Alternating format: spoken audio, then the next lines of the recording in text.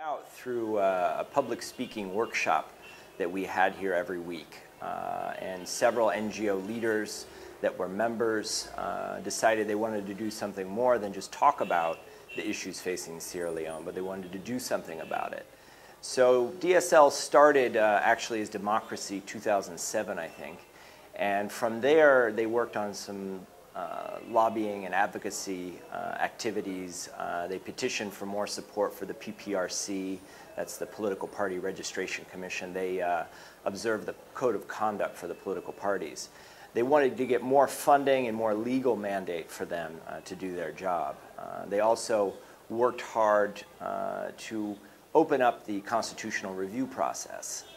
These are a couple of their initial activities, and those went very well. They've done some great organizing work. They organized a voter kickoff rally for the NEC. They organized a nationwide PALS program. They also found funding in non-traditional donors. They got funding from Capital Radio, or resources from Capital Radio, from cold storage, recently from Comium. So where they're breaking the barriers of traditional NGOs in Sierra Leone, that's the most exciting stuff to me. Because he offered a solution to what was potentially a problem of violence with elections. Whether that was successful or not, you only need to look at where we are at this point, which is about 2 weeks after the elections. And the country is still stable. We haven't had reports of serious violence on a large scale. And you then go back to the background of DSL and what they've done. Even prior to the elections, they actually went out across the country, did sensitization campaigns to ensure that when it got to the time of elections, which was on August 11, 2007, that the whole country will be ready, stable, and we will have safe and peaceful elections. Yes, it was profitable for Comium Sierra Leone to be associated with this kind of a venture. And we hope as well that the country profited as well, not just Comium Sierra Leone, because we ended up with peaceful elections in Sierra Leone in 2007, and we ended up with a lot of good words being said about Sierra Leone, and particularly Sierra Leoneans in the international world.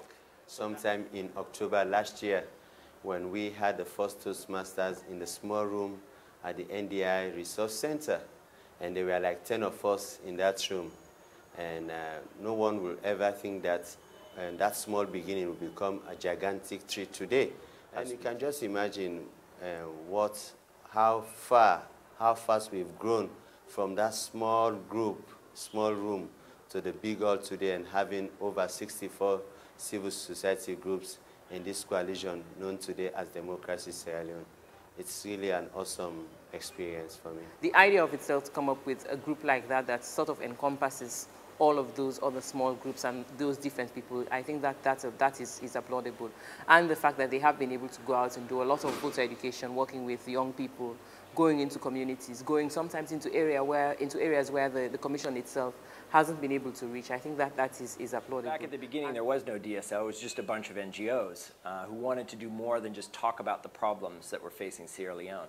So they approached NDI, and we provided them some advocacy training and workshops to help them develop a program for addressing some of the concerns that they had with the conduct of the elections. That was that the PPRC was not being capacitated financially or legally, and also the constitutional review process. They wanted to see what was being changed in the Constitution.